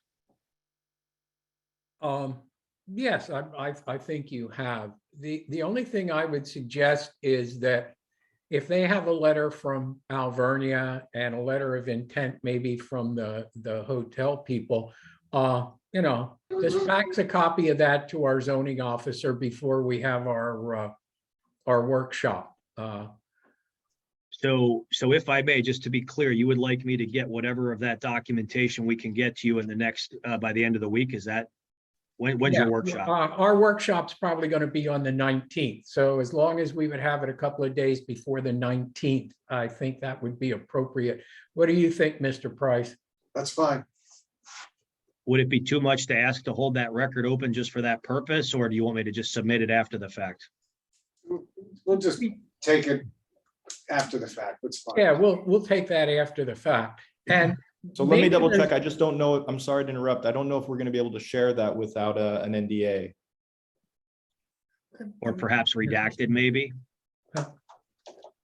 Well, Peter, may I I'm suggest? sure we- Alvernia will do it. Maybe the hotel won't, but if the hotel Yeah. wants to black their name out, that's fine. Yeah, I can understand that, in business, you don't necessarily want a commitment, but we've unfortunately had some situations where we've been told that certain people, oh yeah, they really support this and that, and it turns out sometimes they've not even had any knowledge of it. So that's no dispersion on your, on you or your company, but it is just something that we've been burned on before, and whatever information we have. I think one other thing that would be helpful, and I think they would do it for you, if the parking authority could tell you how many total spaces they might have available for you. You don't have to commit to any number or whatever, but just find out from the parking authority, how many spaces do they have available? I think they Because said 280. Yeah, I believe it's 280 is what they told me as of 3 days ago when I spoke with them. Okay. All right. Now, do you have anything else, Mr. Cook? Mr. Chairman, I would just move the admission of these exhibits that Plato has been referring to. I don't know if he can get them over to Mr. Neff. They're different from what we originally submitted, so I'd like you to have these in the record. Okay. Before we move on, is there anybody on the board that has any questions of any of the individuals that just testified? I do, sir. Mr. Fox. Go ahead. In response to the parking, those 280, was it 80 spaces? Were they spread out over different garages, or are they in one garage? Mr. Fox. Go ahead. Peter, Mr. Fox, I was going to say that my recollection of the conversation was that they were in the Court Street garage, but that they indicated that there were many more spaces in the surrounding, collectively in the surrounding garages. I guess my question is, Santander has a number of events that those garages get pretty well packed, very crowded. I'm just wondering how that would interfere with either with the hotel business and so forth. If there's going to be any, since they're not going to be assigned at all, I guess. People go in there and they've had some discussions about how long it takes for them to empty the garages. Now this, I don't know how many times a year this would be, but if somebody with that hotel would happen to catch it at that time, I wonder how that would bear out. I mean, Peter, are you pri- able to- prior to, you know, as it operated with Office, I believe there were many more cars than we even anticipate. How did that operate then? With you know, all the employees at Santander operating their vehicles and parking, how did that impact the events? Yeah, but that was during that employees, that was just during business hours. People stay at night over the hotels. So we hope to have, you know, Alvernia students and, you know, most students, you know, don't have cars. I mean, they will be walking to campus or, you know, provided they do have cars, they're, you know, the studies have shown and in talking with the Reading Parking Authority, there's definitely sufficient capacity there to, you know, house those cars. Well, just changing the subject for a minute, are you leaning more towards a hotel or are you leaning more towards apartments? I mean, towards students? We're leaning more towards extended stay hotel. All right, Okay, all right. I don't have any other questions at the moment. okay, Mr. Harst has a question. Yes, just out of curiosity, have you talked with anybody at Alvernia personally at this point about the possibility of students residing here at this property? Yes, I think we've had some ongoing conversations as well as a possibility. Yes. Okay, and could I add a question? Who has been the people that you've talked to? We've been speaking with the president, John Loliak. Okay, thank you. All right, anybody else on the board? If not, Mr. Price? I have nothing. Okay, Mr. Neff? Yeah, I actually have a few questions. I just want to clarify, it was hard to see on my screen what the allocations for the number of rooms were on floor 3 through 10. Did I see it correctly? It was going to be 20 instead of 26 per floor. Is that right? Yes, if we go for the apartment project, it'll be 20 units, 8 studios, 6 one-bedrooms, 6 two-bedrooms. This drawing was done in response to your letter and your comments. Okay.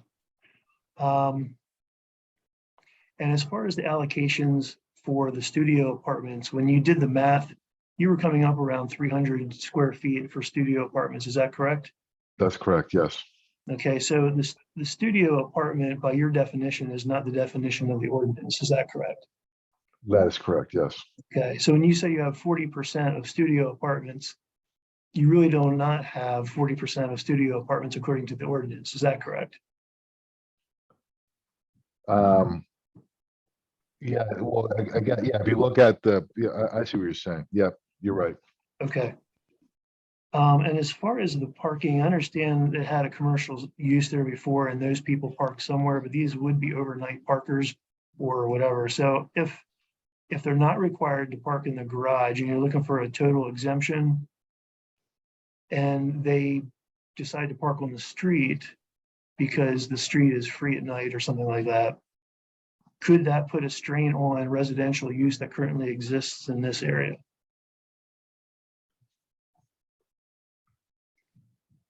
I mean, I don't believe so. I mean, I'll take that one, Plato. Just, I mean, the parking spaces are there. It's sufficient, so no strain at all. But there'd be an increased number of cars. Right, but there's already, 280 spaces available. Right, but if the use of this building is not required to park in the garage, like for residents, or there's no allocation actually to secure those spaces, then they would probably park on the street, which would add congestion to street parking. Is that correct? Correct. Okay. And I wanted to clarify something. Earlier in the presentation, Peter had said that these are going to be long-term hotel use. But Plato said it was going to be transient short stay. So could you tell me which one it is? Could you repeat the question one more time? Yes, earlier in the presentation, Peter had said that these were going to be long-term hotel use units, and Plato said that they were going to be transient, short stay. And therefore the parking wasn't impact, like it was a different parking requirement. So which is it? Like, I was just curious which it actually is. It's extended stay. Long-term hotel is a week or more. Okay. I do have one question. Oh, I'm sorry, Mr. Neff, are you done or not? Well, no, I just, so what, could you tell me what the difference is between a long-term hotel stay and a short, or no, a long-term hotel stay and an undersized apartment is? Can you tell me what the difference is? The difference between, say that one more time? Could you tell me what the difference is between a long stay hotel and an undersized apartment? That would be, the difference would be if someone would sign a 1-year lease. And so the long-term hotel would not sign a lease. Correct. And so what would their average length of stay be? It could be 30 days or more.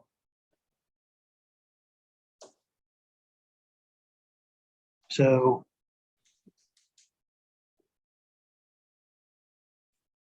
how many people rent a hotel for more than 30 days? So traditionally, right, if you're in residential, you would sign a 1-year lease, correct? Traditional 12-month lease. With extended stay, you could stay. It's usually, again, a week or more, upwards of 2 weeks. These would be for over a month, or up to a month, or over a month? Correct. On average, yes. On average. The other thing is, I just want to make a point that Some are going to be longer, some are going to be shorter. It just depends, right? Okay.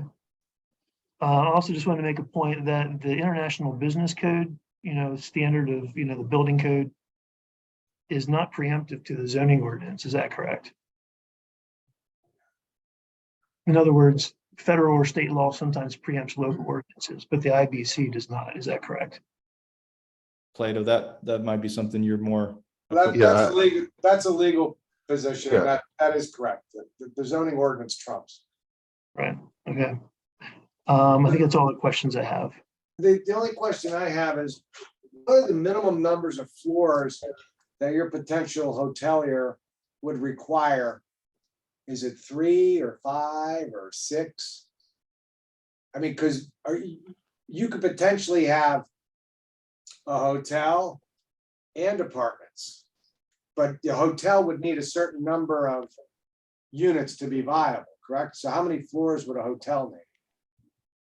I mean, I would assume, I'd have to go look at the pro forma. I mean, at least maybe, 200 keys for it to be viable. So it would need all the floors then? Yes. Almost all the floors. Correct. That is correct. So if you had the ability to have a hotel take 6 of the 8 floors and the other 2 floors be turned into studio apartments or 1 bedrooms or 2 bedrooms, you would do that too, correct? That is correct.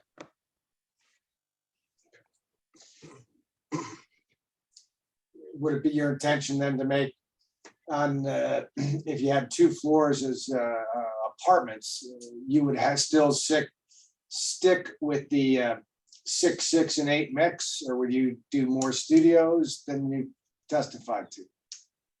I mean, I think we'd have to take that on a case-by-case basis, depending on, who's taking what, right? Yeah, well, these are very undefined questions that you're asking the zoning board to do. It's opening up a Pandora's box. You understand what I'm saying?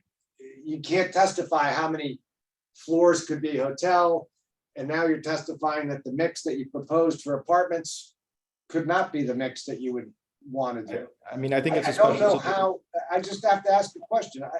How do you Sure. expect the zoning board to make a decision when you have no idea what the actual mix is going to be? It's just a theory or a concept. look, it's a special situation. I know this is an abandoned building that we're trying to bring back to life. And, you know, ultimately we want to do hotel. We believe the market's there, but if for some reason, you know, the market receptivity is not there, you know, pivoting to residential would be crucial at that point. Right, but what I asked you was if you were going to do a hybrid of a hotel and residential, if that was the plan, that's the point, would you stick with this 6, 6, and 8 mix per floor that you testified to if the whole building was turned into residential? And you said, no, you'd have to take it on a case-by-case basis, right? Correct. So big difference having 30 studios on a floor as opposed to 8. Mr. Price, I think if I can clarify, Peter, I think what he's asking you is obviously if the hotel is using certain floors, that's one floor plan. If the residential is using other floors, would those floors continue to have the mix that Plato had showed, the 6, 6, and 8? That is I think correct. that was your intention. Yes, yes. So I think you were getting confused with what Mr. Price was asking Right. you, but Yes, does that no, answer your that's right. question, That's Steve? right. Yes. Yeah, that answers it. Yep. I apologize. I was just picking Yes, up on that a it's- little so bit it's later. the 6, the 20 units is what you were talking about, right, Mr. Price? Right. Okay, yes. Right. Okay. I don't have anything else. All right. Are you done, Mr. Neff? I'm done. I see Right, Nathan has some now, questions. I see that a gentleman by the name of Nathan is available from the parking authority, and he would like to weigh in on the parking issue.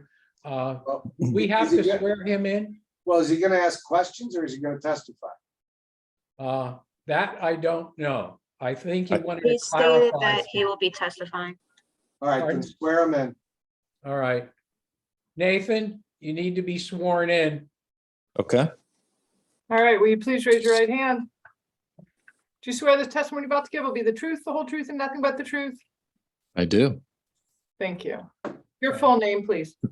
Nathan Lee Matz, Spell that. MATZ. Thank you. Okay. And you're with the Reading Parking Authority? Yes, I'm the executive director. Okay. So you said you could give us some clarification on parking and what's available. Yeah, I want to first just offer up, my availability. As always, you guys can ask us any question you want, and we will be more than willing to give any answers. And if I don't know the answer off the top of my head, we will get back to you with any data that you need. One of the things that, initially jumped out to me is the statement from the one gentleman who said that there's adequate on-street parking for residents, which if you looked at the city just spent $130,000 on a parking study that encompasses that specific area. And if you read that parking study, it clearly says in that area, there is absolutely inadequate amount of on-street parking. And it specifically is talking about everything west of 5th Street on the 5th and Penn area. And if you look at that building, there's no parking on the east side of 6th Street. There's no parking on the north side of Penn Street in the 600 block. It's all loading zones. So to make a statement that there's adequate on-street residential parking is just absolutely false. And, the data, if you guys need a copy of that parking study, I can make sure you get a copy of that parking study. So I just wanted to present that and open myself up to any questions anybody on the board might have about parking in general, or as it specifically relates to any conversation that we might have had about this potential use case. Well, if in fact this came to be, and you had 288 more units down there, and let's suppose each one of those units had a car, would you have the capacity to handle those 288 cars, or let's say it became more of an apartment, would you be able to, well, I shouldn't say apartment. If it became more of a hotel, would you have capacity to have spaces reserved 24/7 that people coming and going from the hotel could use? And I know that's kind of theoretical, but. Sure. Well, let's use the example and not speak in theory. Let's talk about the other existing hotel that we have as a customer. You know, the only way we can ever guarantee parking for anybody is with a signed lease that guarantees that parking. And, you know, in that lease, we guarantee a number of spaces and we guarantee a price that is paid by the customer. And there's a term of that lease. So another hotel that we have, you know, we have a lease with them for 450 spaces for that hotel. And there's terms and conditions which are required to guarantee any type of parking for any customer, but that's specific to that hotel.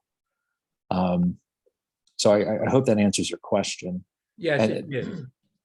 And if I could quick, the one other thing that they talked about was, and I forget which gentleman brought it up about the concerts. So there's a very different use case. And I think this was wise of whoever brought this up.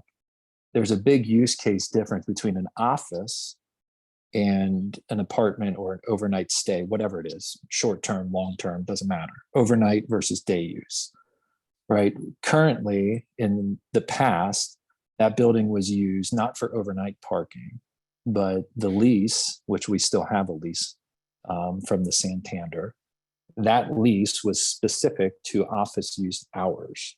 This use case changes our parking dynamic in that garage because this is all potentially 24/7 and overnight parking. And would that absolutely affect the arena parking? Yes, that is our number one used parking garage for the arena. That is the one that fills up first. And if we put a couple hundred more cars in there, absolutely it's going to have an effect on the arena and any type of events that are down there. Okay, thank you very much for your input. All right, now, is there anybody in the audience that has any questions of the two individuals that testified about this project? Just questions. I don't want to hear you like it, you don't like it, questions. All right, I don't see anybody doing anything there. Mr. Chairman, this Yes. is Jamal Abudalu.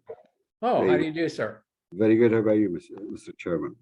I do have two questions to Peter. And if whenever you permit me to start, I'll ask these questions. Okay, we don't need to have him sworn in, do we, Steve? No, he's asking questions. That's fine. Okay, go ahead, ask your questions, please. Thank you, Mr. Chairman. Peter, the IHG Hotel, is this an international organization or is it a local organization? IHG? Yeah. Yes. The an hotel, international- the hotel company that you have a term service with them. Yes, it's the IHG group, yes. Okay, and they are a part of multiple families of hotels like the Hilton, Correct, you know? yes. Okay, so would it be your intention to always utilize a nationally recognized hotel just in case if this deal does not go through? Yes. Would you be objecting to having a parking agreement with the Reading Parking Authority? Say that one more time, Jamal? Would you object to having a parking agreement or a lease, as Mr. Matz indicated, for this use? No, we would welcome it. Thank you, sir. I have no other questions. All right, thank you. All right. One last thing, is there anybody in the audience that would like to testify for or against granting this application? If you speak, you must be sworn in and you must have standing. So if you are going to make any comments for or against, please indicate that now. I would.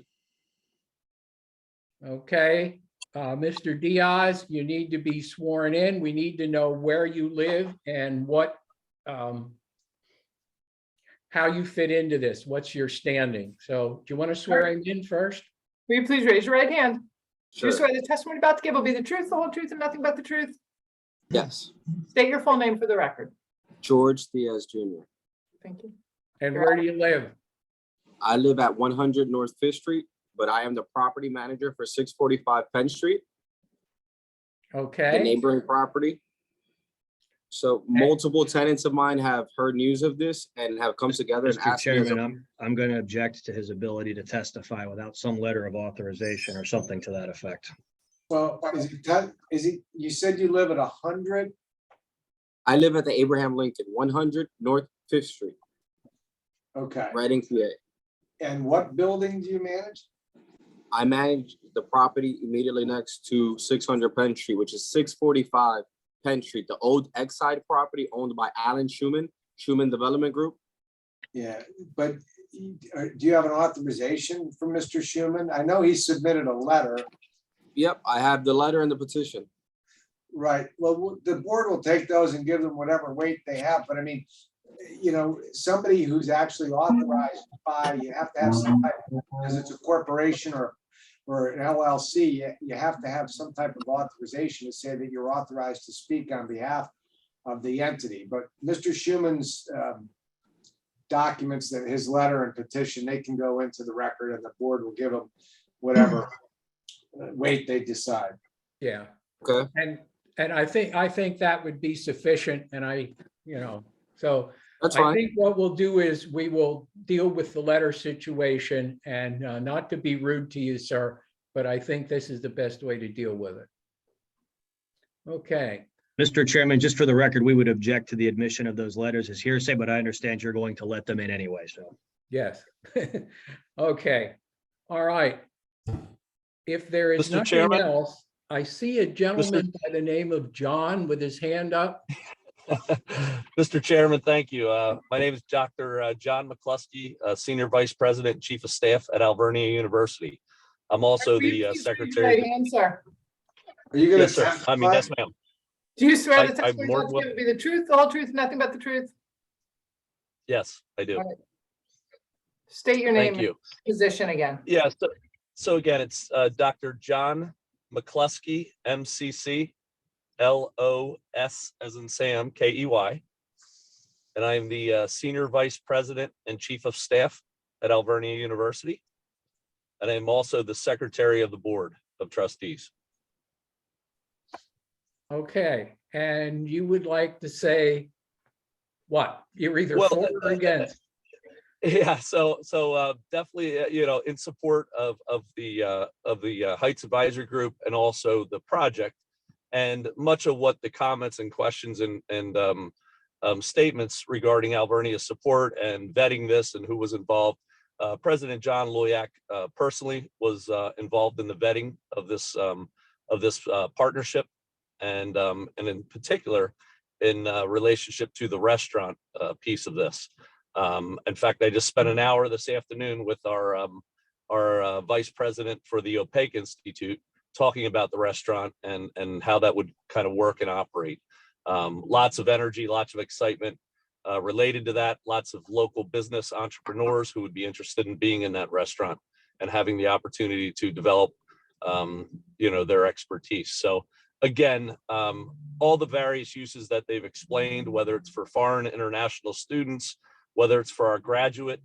An example of that would be our physician assistant program, where it's not just a typical high school student who comes to college and goes on to college and finishes their 4 years. Many of these individuals are actually adults who have either are married, have a child, they have a small family, they're looking to come from Colorado, Minnesota, wherever in the country, and need a place to stay. And a typical dorm situation is not what they're looking for. They're looking for something different. What the Heights group has presented would be ideal in relation to a partnership. So again, I just want to express our partnership, our understanding of this, and our support of the project. And President Loyak would have been here tonight, but he's doing a presentation in Allentown and asked me on his behalf to again show our support. So I appreciate it, Mr. Chairman. Okay, thank you very much. Thank you, Dr. McCloskey. All right, if You're there's, if nobody else has anything, we're going to close this appeal. We'll issue a decision at next month's meeting. You need not be here. A decision will be mailed to you, and whatever our decision is, you need to abide by it exactly as we give it to you. So thank you all very much. I know this is complex, and I think everybody did a pretty good job of explaining their positions and why they chose to do what. So we thank all of you. Thank you, Mr. Chairman, members of the Yeah. board. We really appreciate your time this evening. Thank you. Okay, Thank you very you're much. Thank welcome. you. All right, Sandy, you still okay? I'm good, thank you. All right, we're going to go back to Appeal 22-33, 242 Warren Street bypass. Is the applicant present? I am. Yes, Mr. Diaz is present and I'm representing him. Okay, would you swear in our zoning officer, please? Please raise your right hand. Do you swear the testimony you're about to give will be the truth, the whole truth, and nothing but the truth? You have to unmute. Okay. Sorry. Mr. Price. All right, let me put some exhibits into the record. Exhibit number 1 is the notice. Exhibit number 2 is proof of publication of the notice. Exhibit number 3 is proof of posting of the notice. Exhibit number 4 is the application, including all of its attachments. And exhibit number 5 is the zoning ordinance of the city of Reading as amended. Okay, Ms. London, do you want to enter your appearance and then swear in? We'll swear in anybody that you want to have testify, please. I'll enter my appearance, Joan London, London, Kozloff Stout, 2640 Westview Drive, Wyomissing 19610 for the applicant. And Mr. Diaz will be my only witness tonight. Okay, would you swear in Mr. Diaz, please? Please raise your right hand. Do you swear the testimony you're about to give will be the truth, the whole truth, and nothing but the truth? I do. Thank you. Okay, proceed, please. Right. Mr. Diaz, could you please state your name? George Diaz Jr.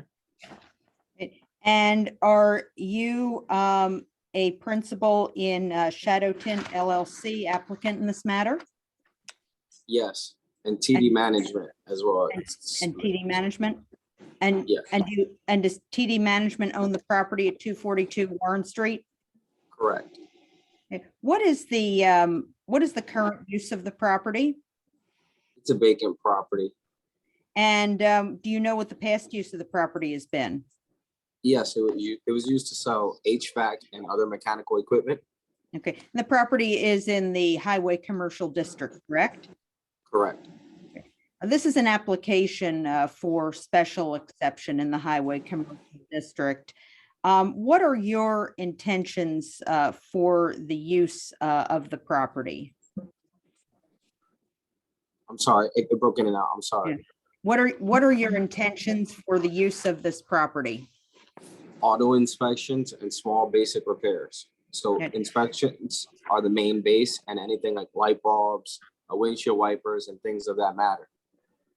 Would you be using the entire property for this purpose? No, my goal would be to divide the property into 2 units. Okay, and you're saying divide the property into 2 units. Is there an existing building on the property? No. Or I'm sorry. I'm using the existing property, and my intentions are to make it a 2 unit. All right. So there is an existing building, correct? Correct, I'm sorry. Mr. Neff, could you put up the plans that were attached to the application? Yes.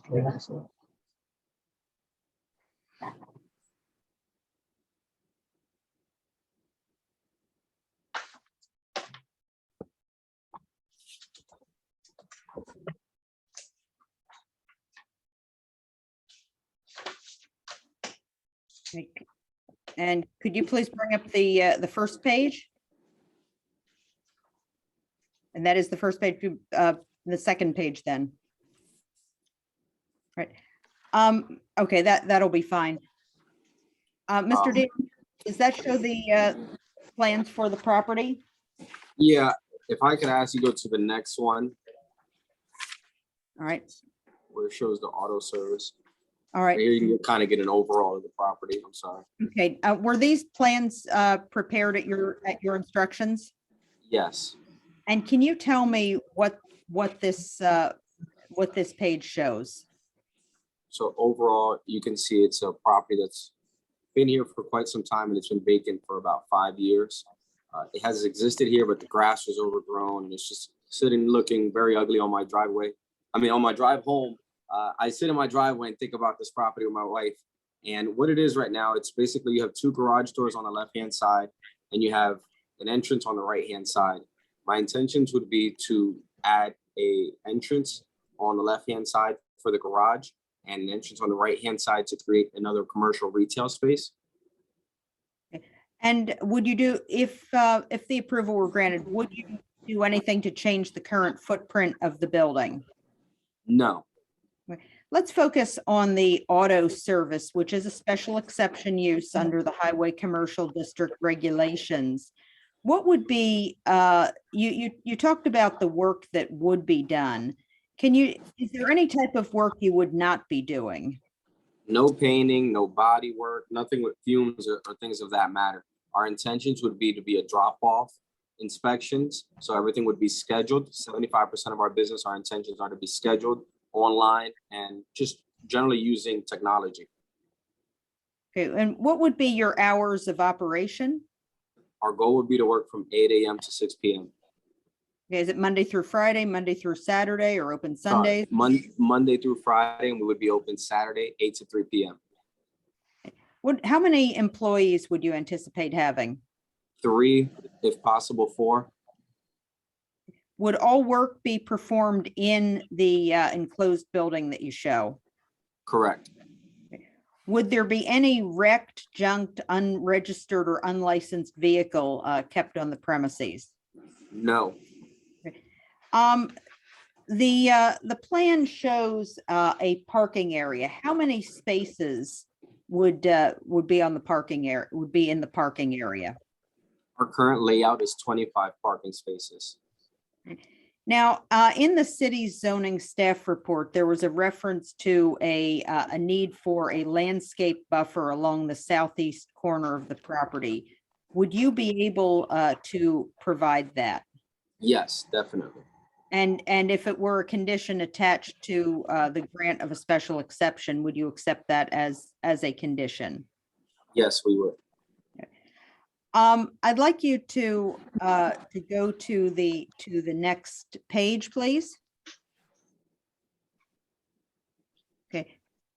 Looking at the next page, does that show the layout of the exterior? Yes. Yes. And does that show what the parking and traffic layout would be on the traffic flow layout on the property would be? Yes. Yes. And it shows one landscape buffer. You would be able to provide others as needed. Is that correct? Correct. And there appears to show an in and out driveway. Does that driveway currently exist? It is. Yes, it is there. And it appears there is also a second driveway. Does that also exist currently? Correct. Correct. All right, so you would not have to change any, you would not have to change the driveway configuration in any way. No. Okay, you go to the next page, please.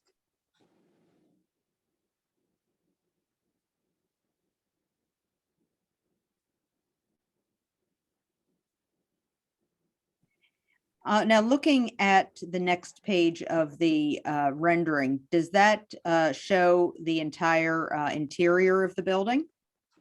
As you would have it? That gives an overall, it focuses on the other side where we have come up with different concepts. It doesn't focus, oh, it does focus on the auto service. I'm sorry. Okay. I can see it right now. How many service bays do you intend to have with the auto 2. service? two And service. spaces. and those would be represented by the 2 service bay doors that you saw on the exterior. Is that correct? They currently exist, yes. Now, you also referred to the other side of the building. You have not determined what that use would be, is that correct? That is correct. And do you acknowledge that you will need to get a zoning permit for any use in that other half of the building, and that it will need to meet independent or shared parking requirements? Correct, yes. And do you understand that would need separate permits and approvals from the auto service garage from the city? Correct, yes. Yes, we're prepared. Okay. What types of uses are you considering for the other half? We tried to connect with different people and see what was best for the area. So at the immediate, we came up with office concept, a gym concept, a laundry room, event space. There was a roofing company. Someone wanted to do a dealership. So we have tried to see different options, but the main focus, our dream is to have an auto service. So we want something that fits the area and can coexist, that both businesses can grow together. Could you go to the next?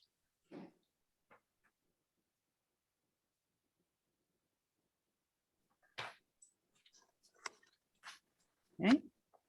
And does this also show the auto service area and the service bays in more detail? Yes, it does. It outlines an oil separator that was installed.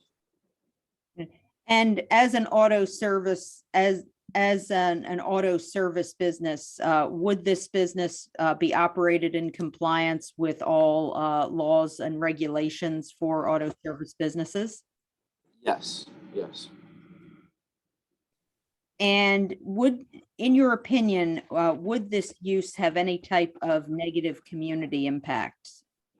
No, I think it'll improve the area. The property's been sitting vacant for quite some time. So bringing some activity to it, providing some jobs and making it efficient for people to get inspections in the immediate area, I think will improve the area.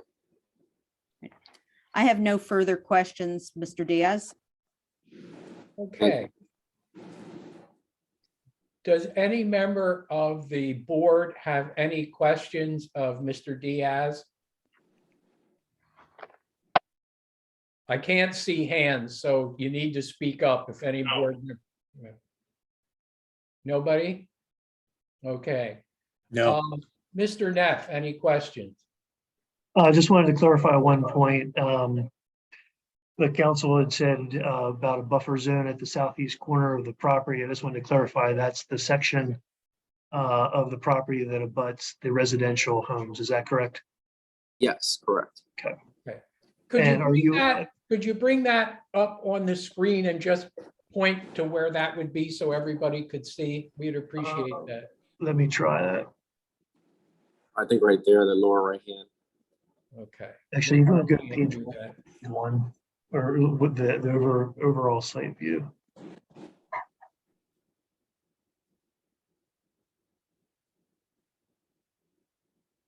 Yeah, that one there.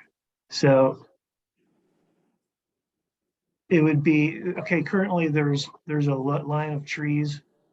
There's like 1, 2, 3, 4, 5 trees there, right? So it actually would be at the other lower part of the lot. It would just, if you were to slide that to the right. Okay. The property across the current position where the trees are is actually a commercial property, and the ordinance looks for buffers between an auto garage and residential areas. All right. I think there was like four, maybe 5 homes that were kind of in that right half of the property on that line. Okay. You're that's correct. fine. Thank you. The only other question I would have is, are you aware that like commercial plans need stamp plans from an architect or an engineer, professional stamp plans? For any kind of, okay. Yes, yes. Yeah, and And these are simply concepts provided for zoning. So when it gets to the building permit phase or any land development required, we will have stamped plans from an architect or engineer. Very good. All right, Mr. Price. I have nothing. Okay. Anybody in the audience have any questions of Mr. Diaz? All right, seeing none. Anybody wish to add anything? I have nothing to add, Mr. Chairman. Okay, thank you.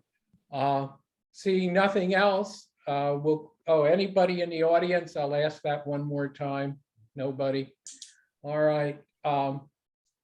This closes this appeal. Go ahead.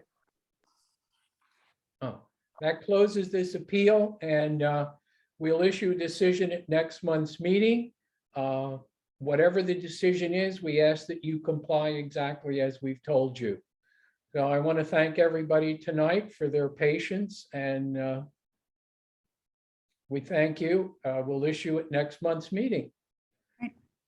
Thank you. All right. I think Maria Vargas wants to say something, but I don't know. Yes, can you hear me now? I didn't understand. Hi. Can you hear me now? Yes. Okay. I'm supposed to wait today for my answer. I went for a meeting last month. I'm from 134 North 8, and I've been here waiting since 5:30, and I don't hear anything about me. So I would like to know what's going on. That decision was rendered at the beginning of the hearing, and it was denied. Oh, it was denied.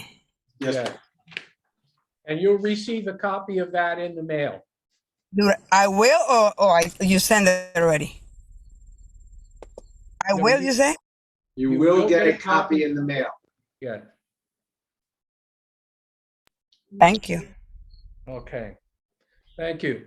I think if you could let the board on and close everybody else out, Mr. Neff,